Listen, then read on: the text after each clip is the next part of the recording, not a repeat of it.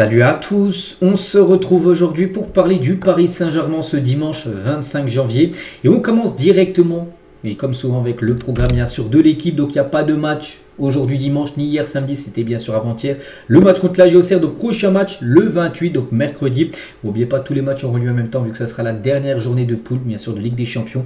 Donc le Paris Saint-Germain recevra Newcastle bien sûr mercredi soir pour cette dernière rencontre de LDC avant de basculer après sur les matchs élimination directe de Ligue des Champions. On continue, on va parler de ça les gars. On apprend également aujourd'hui que le PSG ouvre sa première boutique officielle à Hong Kong en présence de la légende par exemple Blaise Matuidi, ancien joueur bien sûr du PSG. Donc voilà, le Paris Saint-Germain a plusieurs boutiques un peu partout dans le monde. Je sais qu'il y en a une à New York, il y en a un peu partout. Donc là il y en a une nouvelle maintenant du côté de Hong Kong. Voilà, donc félicitations à Paris les gars qui continuent de grandir bien évidemment vu qu'il y a des boutiques qui ouvrent de plus en plus et partout dans le monde. Donc voilà, quelques photos bien sûr. Donc ça c'est une bonne nouvelle pour l'image bien sûr du Paris Saint-Germain qui s'installe on va dire à l'international. On continue avec toute autre chose, donc on va parler de maillot de foot. Il y a un nouveau maillot devrait sortir début mars 2026, là d'ici à peu près un mois et demi à peu près. Donc bref, intitulé Édition Nuit. Donc le maillot sera noir inspiré de Paris la nuit et utilisera une nouvelle technologie d'impression. Voilà. Est-ce qu'il y aura la tour Eiffel, je pense pas qu'il y aura une tour Eiffel en plein milieu, mais en gros le maillot devrait être de couleur noire et voilà, il sortira normalement début mars 2026 d'ici quelques semaines. On continue les gars avec le meilleur ami de Nuno Mendes, il s'agit de Francisco Tilly. On peut le voir là sur l'image avec le joueur parisien. Donc il adore être à Paris, il adore le club, la communauté, tout ce qui touche au PSG. Nuno se sent chez lui en France et à Paris. Voilà, parce que déjà il a des repères bien sûr, parce qu'il y a d'autres Portugais au PSG. Puis vraiment, il adore cette ville de Paris. C'est son meilleur ami qui le dit. Et toujours avec Nuno Mendes, donc le kiné de la sélection portugaise revient sur le travail qu'il a mis en place pour aider le latéral parisien à retrouver son meilleur niveau physique. Je pense que Nuno Mendes est dans la meilleure forme physique de sa carrière actuellement. Il a dit après son opération à la cuisse droite en septembre 2023, il est venu faire sa rééducation à Lisbonne avec nous jusqu'à sa reprise de la course. Je suis venu à Paris tous les mois jusqu'à l'Euro 2024 pour faire un travail de prévention pour éviter bien sûr qu'il rechute, qu'il y ait une nouvelle blessure bien sûr par rapport à la blessure qu'il avait fait une opération. Donc on se voit encore régulièrement lorsqu'il vient en sélection et je viens tous les 2 ou 3 mois à Paris, toujours pour une semaine pour voir, pour prévenir peut-être une future blessure, pour voir si tout est ok. Il est beaucoup plus focalisé sur son travail, il est devenu un professionnel fantastique. Voilà le message du kiné de la sélection portugaise sur le joueur bien sûr parisien. On continue les gars avec Désiré Doué. D'après l'équipe les gars, tous les feux actuellement sont au vert concernant Désiré Doué, ayant retrouvé la plénitude de ses qualités athlétiques bien sûr, parce qu'on sait qu'en début de saison il avait été blessé, il avait déjà loupé pas mal de matchs, parce qu'il a une grave blessure, il avait loupé quand même plus d'un mois et demi. Oui, ça reste quand même une blessure qu'il a mis de côté, puis après c'était de nouveau blessé. Donc là on a l'impression que il a retrouvé sa forme parfaite bien sûr sur la deuxième partie de saison. Donc une montée en puissance du Golden Boy est attendue pour les prochains matchs. Voilà, parce qu'on sait que c'est quand il est au top de sa forme, on sait que c'est un joueur de classe mondiale bien sûr. Désiré Doué, on espère qu'il soit tout aussi important qu'il a été lors de la deuxième partie de saison dernière où il avait été exceptionnel bien sûr, l'ancien Rennais. On va parler de Vitinha, au journal Le Parisien, il a envoyé un petit message. Donc j'aime acheter de la nourriture dans des marchés portugais à Paris parce qu'il y a des produits chez moi qu'on ne trouve que là-bas. Raconte le numéro 17, ça m'aide aussi à garder ce petit lien avec mon pays, donc le Portugal.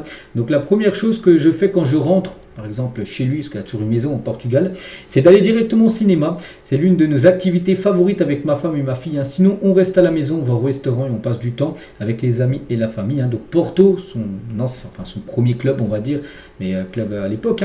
Ma deuxième saison a été celle où je me suis vraiment senti comme une partie active de l'équipe, se souvient le milieu de terrain. Donc le titre de champion et mon dernier match au Portugal en finale de la coupe où j'ai marqué, ce qui nous a permis de le remporter, sont mes meilleurs souvenirs là-bas du côté de Porto. Il y a aussi mon but à domicile contre le Benfica le 23 décembre 2021, c'était top. Après il avait quitté Porto je crois pour aller à Wolverhampton où il avait floppé un peu à Wolverhampton, puis après bien sûr Paris avait flairé le bon coup et surtout il est devenu un joueur de classe mondiale, peut-être grâce à Luis Enrique bien sûr qui l'a fait changer. de catégorie, bien évidemment, parce qu'actuellement c'est très très costaud comme le niveau qui nous montre chaque week-end. On continue avec un autre Portugais, vu qu'on parle de Portugal, on a parlé de Nuno Mendes, on a parlé de Vitinha, tiens, on va parler cette fois-ci de Gonzalo Ramos, l'attaquant, et d'après Mate Moreto, c'est un journaliste, il dit que Gonzalo Ramos est dans la shortlist de l'Atlético Madrid. Voilà. Donc les Colchoneros vont faire des changements dans leur attaque pour la saison prochaine, et j'ai même pu voir qu'ils pourraient peut-être lâcher Alvarez, un joueur que le PSG ciblait, et en gros, ils vont peut-être laisser partir Alvarez avec la somme récupérée, ils pourraient peut-être investir sur en tout cas Ramos. Ils sont très intéressés par l'attaquant parisien. Je peux voir aussi qu'ils étaient intéressés également par Kangini, le joueur du PSG également. Donc voilà, on verra. Pour l'instant, ils sont au Paris Saint-Germain, on verra bien sûr ce qui se passera. De toute façon, là cet hiver, il ne se passera rien. Ils partiront ni Ramos ni Kangini après l'été prochain. C'est le mercato estival. On sait que là, tout peut arriver. On continue, on va parler de la NBA. Voilà, la NBA donc souhaite que le PSG soit la tête d'affiche de son projet NBA Europe. Parce que ce qui compte faire en gros, la NBA, en gros, vous savez qu'en NBA aux États-Unis, c'est les meilleurs clubs, tout ça. Et bien, ils souhaitent faire la même chose en Europe, en gros, un peu une Super League, on va dire, avec les meilleurs clubs en Europe. Et en gros, ils feraient une NBA, en gros. C'est-à-dire que il y aurait le Paris Saint-Germain basket, il y aura peut-être le Real Madrid basket, le Barça basket, voilà, les meilleures équipes, on va dire, de basket joueraient dans une seule ligue, un peu comme la NBA, on va dire, ou la Super League qu'ils souhaitaient mettre en place à l'époque avec le foot. Et ben, quand même, le ticket d'entrée coûte comme 500 millions d'euros pour entrer dans cette NBA Europe avec les meilleurs clubs européens. C'est-à-dire que le PSG, je crois qu'il ne jouerait même plus dans le championnat français, il serait dans la Ligue NBA Europe.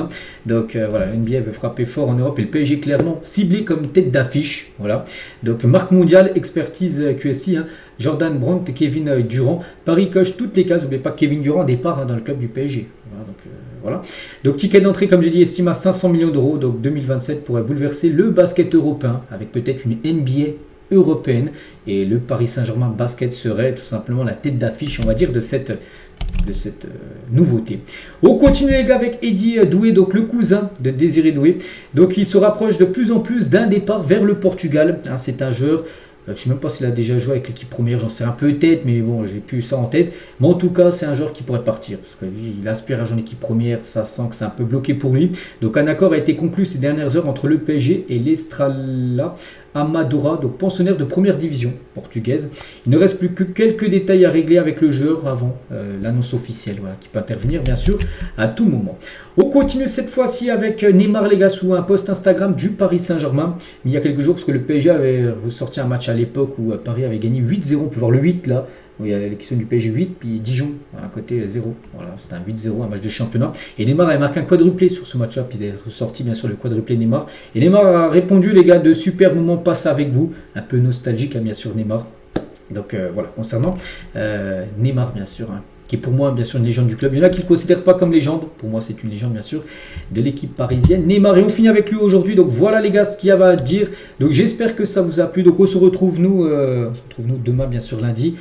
On sera préparé bien sûr le match contre Newcastle, là, ce dernier match de Ligue des Champions, parce qu'on sait que la LDC, le PSG bien sûr vise le back-to-back, ce serait incroyable de remporter une deuxième Champions League d'affilée, on verra. Pour l'instant, déjà finir en beauté avec une victoire si possible contre Newcastle. Allez, je vous souhaite un bon fin de week-end et à demain.